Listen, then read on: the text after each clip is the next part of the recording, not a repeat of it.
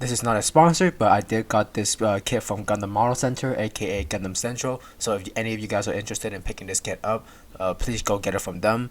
From what I know, they have the best price, best shipping, and the most legit business. So if you see this on like some other website, I'm sure you're not sure how legit it is, just go get it from Gundam Central. I know the website look a little bit sketchy, but I promise you it's legit and it's real. I'm not the only one. Many other people can confirm this. This is my first purchase from them, and I have to say I'm very happy. So I will be making a lot more purchases from them in the future. Hello everyone. Today I'm taking a look at a rather interesting model kit. This is the Wuji model 1/100th Akatsuki Gundam, or rather known as the Dragon Momoko Akatsuki Gundam. The reason why I say it is like aka Dragon Momoko or Wuji model is because this is not the original Akatsuki Gundam Dragon Momoko version that came out all the way back in like 2016, I think. This is actually reprinted very recently by another company because, as you all know, Dragon Momoko got shut down some years back. So I assume that someone from this company got a hands on this model, or the files of the runners, so they just decided to reprint it and mark it as their own. So basically, in essence, it's just like a tribute to the original kit, but I really appreciate that because I've been wanting a kit for this design for so long, and as you all know, Bandai just been a bitch and not giving us any. And in the background here, you'll see me going through the runners. Obviously I can't comment on every single runner and what it's like, but if I had record some clips, then maybe I'll speak more on it later. And as you can see, there is a lot of runners. I don't think I counted how many there was, but I can tell you it's definitely over the 20 marks. And as we move on to the build portion of the video, and I'm just trying to find things to talk about and prolong this video even more, I guess I can compliment this kit's gold. I don't know if this gold on the kit is painted or it is injected. I'ma say it's painted because it feels like it, but also at the same time, if it is painted, I haven't experienced any kind of paint chipping so far. So the sculpting and painting of this model kit is great. I love it, and I just cannot speak on it enough. I cannot compliment it enough. So I don't know if you can see, but as you work through it, you can see there are a lot of seam lines. Unfortunately, it is a third-party model kit, so that you're bound to have some issues. It's not too bad so far. There's not like any fitting issue. Yes, there are some parts that are too tight or too loose. I wouldn't say that's like every single step in the build, but very simple. Just drill the hole a little bit bigger or just shave down the peg a little bit more, and I'll say the kit fits fine. If you give this to someone and tell them this is from Bandai, I think they'll likely to believe you because the snap fit degree on this kit is phenomenal. It's amazing. Nothing different from Bandai. Again, the gold, absolutely amazing. You do have, I think, 3 or maybe it's 2. I think it's just 2 tone of gold. The more muted and less saturated one, and the more real saturated gold. The more muted one has a little bit of a gray shade to it, and the more saturated one that look more like real gold, it's a lot more yellow and like bronze-ish. So I really liked it. I wish we could have gotten more of it, but maybe if we did got more, then it would have looked really weird. But and to speak on it even more, I think on the original Dragon Momoko kit, from what I can see on the internet, the more saturated gold was originally just plain yellow curry color plastic, and on this Wuji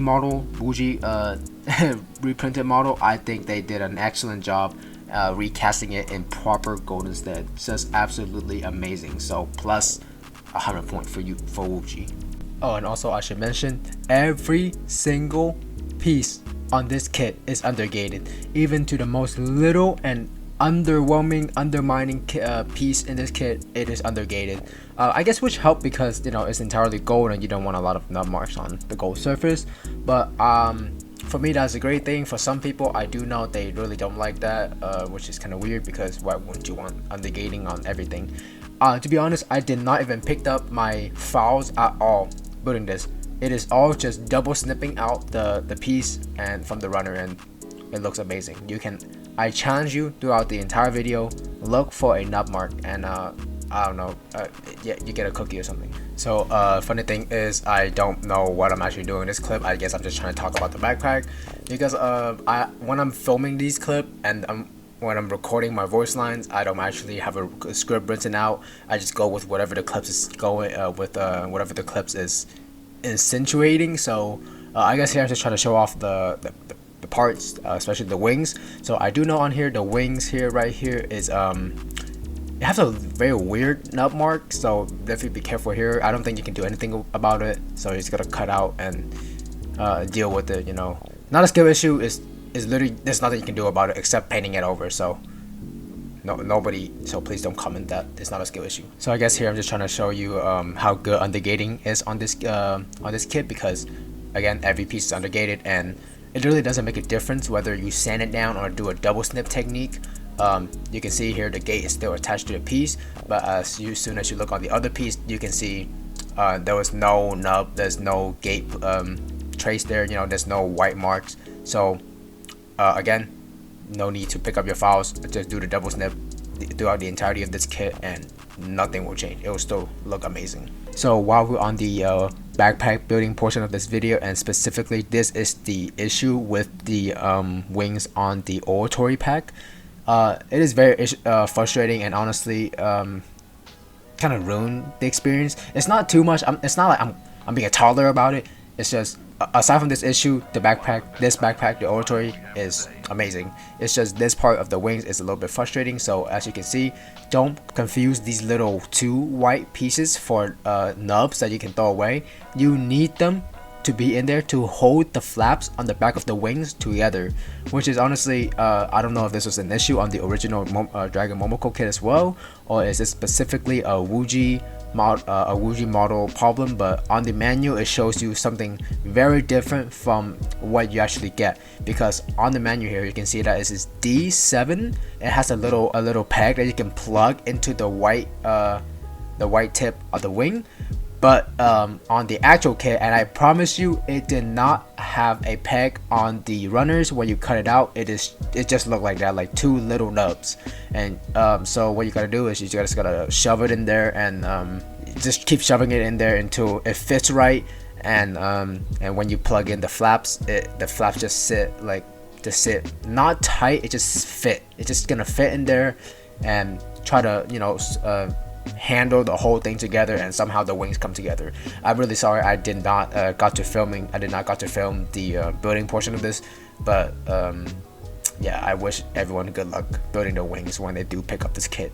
And I guess I just really want to show you here the runner for the Shiranui pack is absolutely massive, probably one of the biggest runners I've seen for Gunpla at this moment. Probably that will be bigger in the future, but if you are concerned about the fitting issue on the Shiranui pack here, like you see all these holes and pegs, don't worry, the Shiranui packs fits together perfectly, so no need to do any extra drilling. And after cutting out all 18 flaps of the wings, not the wings, of the dragoons out the runners, you're gonna have a lot of undergating to cut through. So I kid you not, I sat here and like 5 minutes of the entire of this build is dedicated to just cutting out all the nub marks on this wings alone. So tedious, but definitely very worth it, because I'm sure when I get a bigger space and I can take better pictures, all these dragoons are going to be flying around looking absolutely beautiful. In fact I like these dragoons a lot better than the Strike Freedom dragoons. I think the Strike Freedom dragoons look a little bit weird, but maybe it's just because the Shiranui pack of the Wuji or Dragon Momoko redesign look a lot better. So just me. To start with the accessories, I want to start with these hands. These hands are beautiful, very detailed. You can see each individual knuckles. It'll be a shame, so I'm going to show you before I put on the back armor. Okay, now moving on to the rest of the accessories. From first glance, this kit doesn't actually have that much accessories, so it's just a standard sword, shield, and beam sabers, and some extra hands. It is neat. This kit has two backpacks, and you can see that these two hands are missing. So it is the gun holding hand and the closed fist hand I just have on the kit right now to make it look better. So let's start with these two beam sabers here. They look amazing. One of the best beam sabers effects I've seen in a long time. The last thing I think that can even compare to this was the high grade Destiny's Revive with this Wing of Lights. These look great. They're not too pointy. They're pretty sharp, so if you do poke too hard on them, it can hurt, but they are pretty flat at the tip of them. And I just want to mention, these are pretty thick. They do have some girth to them. Okay, like these are not like the flimsy soy boy little beam sabers that we're used to from Bandai. These are thick, these are heavy, so feel super nice and premium to handle. So just take off the beam saber handles on the side of the hip armor, and you can attach the beam sabers effects parts into them. There are two different ones. Don't confuse them. One has a little bit of a nub sticking out that do allow you to connect them together like that. You just plug them together and they come together to look like, you know, the freedom and the strike freedoms and the infinite justice connected beam sabers. They are a little bit loose, so I think it'll definitely help you put a little glue in the connection joint to help minimize the problem, because these beam sabers are very heavy and it can cause the hilt to bend, so it'll look pretty weird and unnatural. And again, just look at how beautiful that is. And later when I put it up on some demonstration pose, I guarantee you it's gonna make you fall in love with this, and it's gonna make you want to buy like multiple of these, so you can have multiple of these beam sabers to use with other kits as well. And one more interesting about these beam sabers is that it can double as a bayonet. So in the beam rifle here, you can you notice that there's an empty hole in there. You can plug the beam saber, one of the empty head of the beam sabers in there, and it will look like a pretty cool looking bayonet. So imagine it's a pretty practical weapon, you know, beam saber stabbing other mobile suits on a beam rifle. So pretty cool. So now looking at the actual beam saber itself, pretty neat design. And is very well constructed too. Again, it's just two halves slapped together with a barrel at the top. It does have some pretty nice color separation, I guess. The white piece up there is color separated, and inside that white piece is a clear piece, so you can paint it whatever color you want later. And very similar to the original Strike beam rifle, because obviously the Akatsuki Gundam is a development of a sister unit, not a sister unit, I don't know how to say it, is a continuation of the Strike orb, just kind of copied the Strike whole flow and made it even better. So right here I'm gonna go grab my high grade Strike Gundam real quick to compare the two designs. I don't have my master grades on hand, my master grade remaster on hand, so the best thing I got is just the Strike Gundam, the high grade Strike Gundam here. So as you look at it, they look very similar, basically no difference at all. Now onto one of my favorite Gundam shields design ever is the Akatsuki Gundam shield. It looks beautiful. It is very nicely color separated too. You can see the black, the white, and the gray in the back. It is a very thick shield also. Again, it has some girth into it. It looks like it can tank a hit or two, you know. So as you can see, this white piece out here is color separated. It is its own piece. That is no sticker. So if this kit was designed by Bandai, I guarantee you that will be a sticker. Very nice star shape here. One of my probably my favorite shape. It's a little bit weird to have a hole in the middle. I don't know what it's for.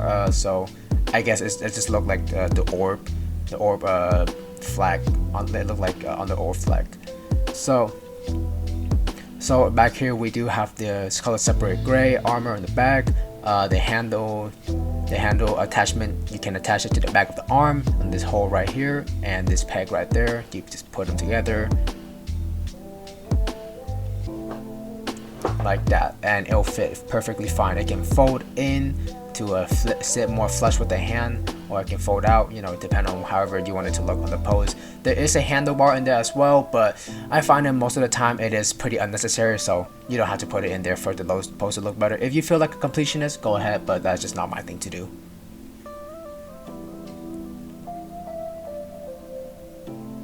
So now let's take a closer look at these hands. The hands that you build first in the instruction are these perfect grade styles free manipulator's hand. I hate these kind of hands, okay?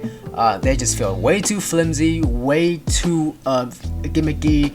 They feel so weak, they can't even hold anything. The fingers all around, just hate it. And even worse, the fingers on this hand broke, and it's just another reason for me to hate it. So here, moving on to the closed fist hand, it looked very beautiful. You know, a lot better than these open manipulator's hand. They are a little bit smaller with a different armor on their backs though, so whatever tickle your fancy, but honestly, no one will really notice when you put up in a pose and in a picture. So these are gonna be the beam saber holding hands. Look like a little thumbs up, so very cool. And these are the widespread open hands. Honestly, they look good, but their expression is very dull and bland. And finally, you have here the trigger holding hand. One of them is already on the right hand of the mobile suit, and this one is for the left hand. I'm not really one to put beam rifles on the left hand, but it is included for whoever lefties is out there. So now let's move all of this little small accessories on the side, and let's talk about the two big main one, the two backpacks. And we're going to talk about the oratory one first. On the oratory one, I kind of speak on it a little bit on the during the build portion already, but again, just to look at it again, here in its entirety, it looks absolutely beautiful. A lot of color separation. There's no stick on here at all. Every color look good and sharp. I really like that they separated the blacks on this. The head of the backpack can fold up like that. If you own the high grade Infinite Justice, it works exactly how it works on that kit's backpack. And these two fins do not move in and out, which is fine. You know, they don't need to move. They look they look good just like that. These big wings on the side, they do move, and again, just reminding you, the flaps on this wing absolutely suck. I was contemplating just not even putting them on there, but you know, for the sake of being a completionist, I just put it on there in general. So these wings look very beautiful, very not too long, not too short, not too slim, not too thick. They look just right, and it does have two point of flap. The inner flap can go up like that. That is as far as it goes. It does on both sides. And the outer flaps can go all the way up like that, or all the way down like that to, you know, show it in storing mode if you want to, you know, you want to do it like that. And just a little nice detail, they do include the missiles on the underside of the wing, which I think is pretty generous. Now we're going to talk about these cannons. They are on a ball joint, two ball joints, so they can be a little bit finicky to play around with. So just, you know, be extra careful and take it slow with them, no rush or anything. So it is, when you flip them out, they look like a very nice jet mode in an individual backpack. And I think in the show it can operate on its own. And this remind me a lot of the Bill Strike backpack actually. I think the Bill Strike backpack might be based on this. But here on the railgun, and also for some reason the cannon doesn't have a straight line. The thing I hate about it the most is that it's just absolutely dog shit, man. It's, again, I know I said I don't hate it, but it just pops out whenever you try to, you know, when you try to slide it out to make it look like it's in action. And there is a handle in there that you can pull out, but it is extremely tight, and I was just not bothered to fix it at all during the build. So I'm really sorry, you're not gonna see me holding it out. And now here we're gonna talk about the Shiranui pack, and right here you can see you do have 8 Dragoons in here, and they all attach on their separate points, and it is pretty easy to attach and detach. Don't worry about paint chipping. I was very intentionally forceful with removing them, and I can confirm you there is no chipping anywhere. The plastic, the color, the gold is not gonna get damaged in any way at all. And the weird thing is that I was really looking forward to be able to attach the Shiranui pack into the Oratory pack for some reason. I think it was just look really cool, you know. And to show you here, the two big holders for the Dragoons can move up and down, hinge joint. I think this might be a hinge joint instead on the little flaps on the side, and it can go up and down, side to side as well. Just kind of, I guess, my own personal gripe. I wish we would have got like more of those shiny, more saturated gold on the backpack here. But again, maybe if there was more, then it will look a little bit bad. These Dragoons look beautiful. You can see very streamlined design, look very similar to the Strike Freedom Dragoons, but they are, you know, a little bit different. At the tip of the barrel, you do have its own gray piece, and the Vulcans on the side, it does have its own gray piece in there as well. These red thrusters in the back are on its own piece, and it is the same for all 8 Dragoons. So again, a little bit of a tedious build process, but I'm sure it's not too bad for more seasonal veteran builders. So one more accessories here that I forgot to film for while building is the metal build action base. This look phenomenal. This look beautiful. One of the outer hinge out of the joint can move up and down like that. It is a locking mechanism, so no worries about it being loose. There is another locking mechanism in the back here, allowing for quite a bit of extension for the stand. This is how you unlock the swinging back and forth. So you have to push this rod in and out, back and forth to lock it or unlock it, which I think is super solid. And also you get a bunch of these side accessories. I don't really know what it's for. There's only one of them that I really use to hold the Akatsuki up, but of the other ones I just put it in a bag. So if anyone knows anything more about them, please let me know in the comments. Here is the sticker sheet. I forgot to show at the beginning, but really I don't care about sticker sheet, we can throw it away. But what I really care about are these right here in this little bag. They are special. So what makes them special? They are water slide decals, and they're super high quality too. One of them is dedicated to just the action base, and I cannot wait to put it on and top coat it. It just looks so good. So right here you see the orb symbol. I think up there is the Akatsuki name. I don't think this is based off the metal build. There's never any metal build of the Akatsuki. Obviously there's only been the Tamashii Nation metal robot. So I think that one stand has the decal on it. So we're just gonna put this back, and maybe I'll do a separate video on putting these decals on and customizing it. And here is the regular water slide sheets for the main body. You know, just the standard stuff, the symbols, the markings, the warning signs. What is interesting is that you actually get the label for each individual dragoons from 1 to 7. One last thing related to the accessories here are these leftover beams effects. Well, the reason why I consider them leftovers because they don't really fit with the Akatsuki. Not that it fits, as mean like that you don't use them, is or like they don't fit in the beam in the handles. They don't fit as in I don't feel like they work with the Akatsuki aside from maybe the main one and the bayonet one. And just to show you, these are all the runners with still leftover parts on them that you are not going to use.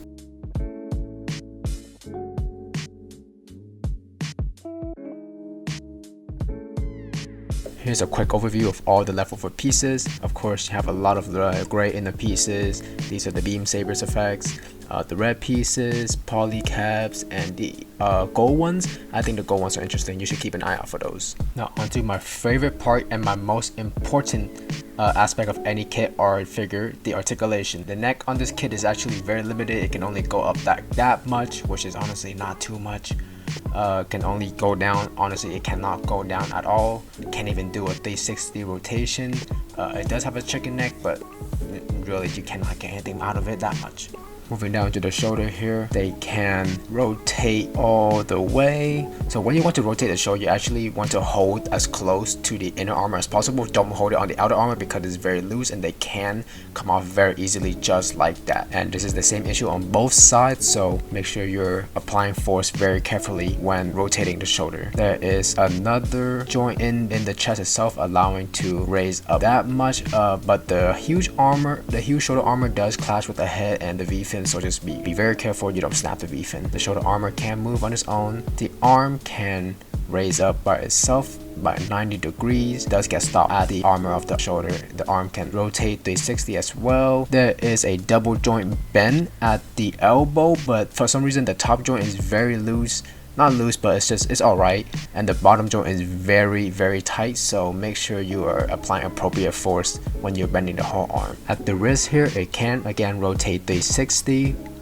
Oh, and the finger fell off. It does have a hinge joint that it can fold in and out. At the ab crunch here, it is a little bit weak when it first came out the box, but you do have to put some super glue on it to make it a little bit tighter for it to hold the backpack. It can crunch down that far. Actually not too bad. I think it's actually very good for something that have to hold up two very heavy backpacks. Also, I should mention it doesn't go back at all. It can only crunch forward, which I think is not a bad feature actually. If it goes back, then the whole kit is gonna fall on itself. It does have a side to side crunch, which gives you even more dynamic posing options. Moving down even more to the side armor skirt, they can only go up and down. They cannot, and I mean cannot, go back and forth, which I guess isn't too bad. Honestly, it might help.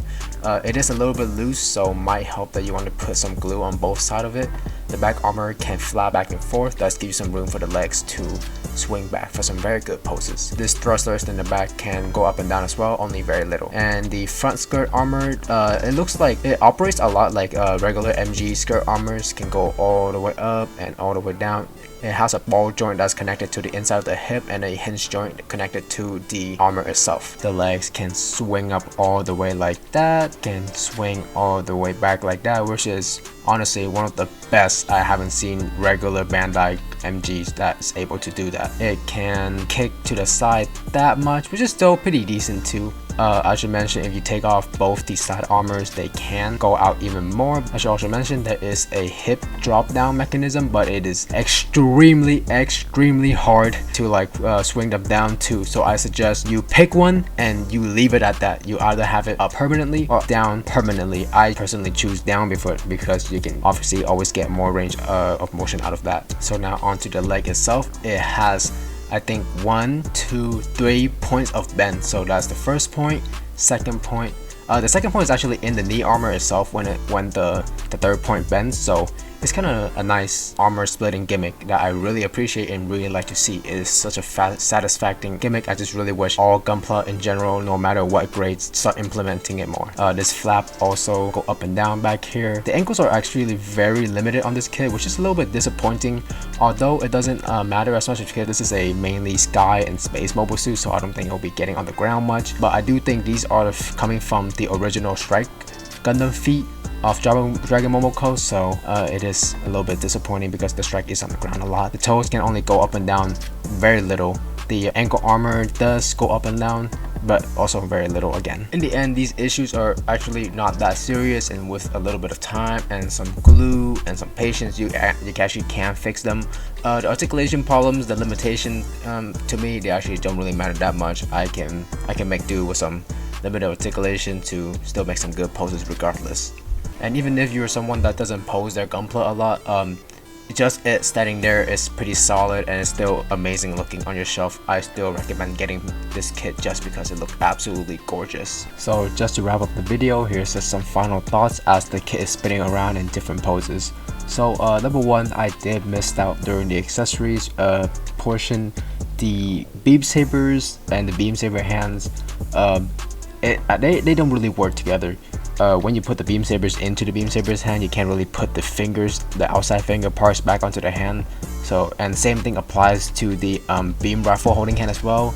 Honestly, nobody really cares. When you take a picture of it and when you upload it, nobody's really gonna look into those details unless they specifically mention it. Second thing is that this kit does have an opening cockpit gimmick, so definitely don't want to forget that. I think a lot of people like that. I don't remember if there was a figure inside. I don't think there is, so it's just like an open door.